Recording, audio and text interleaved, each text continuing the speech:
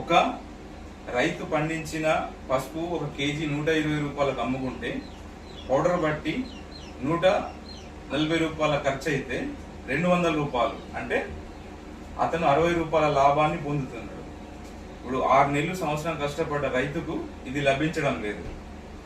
కాబట్టి దయచేసి రైతులను సపోర్ట్ గా చేసుకొని రైతుల దగ్గర నేరుగా కొని పౌడర్ పట్టించుకుంటే, లేదంటే పౌడర్ నే డైరెక్ట్ గా కొంటే కస్టమర్ కి లాభంగా ఉంటుంది.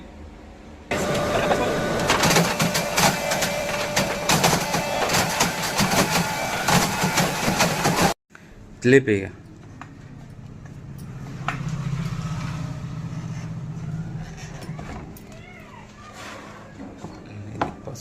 సాంగరంగా ఎట్లా వచ్చింది? కొమ్మన్న మండన్న అందరిది ఇట్లా రాదు.